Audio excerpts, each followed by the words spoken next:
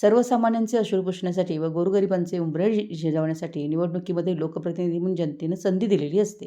त्याच बांधिलकीच्या प्रती जबाबदारी सांभाळून विकास कामाच्या माध्यमातून परतफेड करायची असते, असं मत खासदार धैर्यशील माने यांनी मांडलं.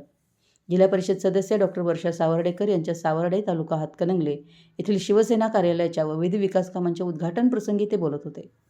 कार्यक्रमाच्या अध्यक्षस्थानी माजी ज्येष्ठ जिल्हा परिषद सदस्य अरुणराव इंगोले होते. पुढे बोलताना खासदार माने म्हणाले की शिक्षणामुळे माणसाच्या आयुष्याचं सोनं होतं, हे सावर्डेकर कुटुंबानं दाखवून दिलं आहे.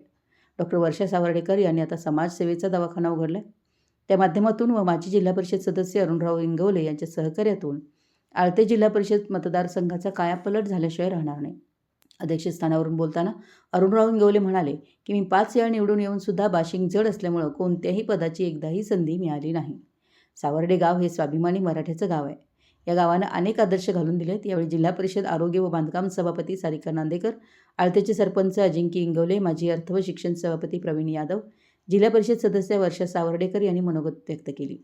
स्वागत प्रास्ताविक डॉक्टर अविनाश सावर्डेकर यांनी केलं. कार्यक्रमास अर्थ व शिक्षण सभापती शीतल यादव, जिल्हा परिषद सदस्य अर्चना निकम, सदस्य शिवाजी जाधव, आतिश शिंगे, वर्षा पाटील, पंचायत समितीचे उपसभापती संतोष कांबळे, आळतेचे सरपंच अजिंक्य इंगवले, उपसरपंच अमित पाटील, नर्देचे माजी सरपंच रवींद्र अणुसे, बाबा नांदेकर यांच्यासह आळते जिल्हा परिषद मतदारसंघातील कार्यकर्ते, नागरिक मोठ्या संख्येनं उपस्थित होते. मराठी एस न्यूजसाठी हातकणंगलेहून विनोद शिंगे.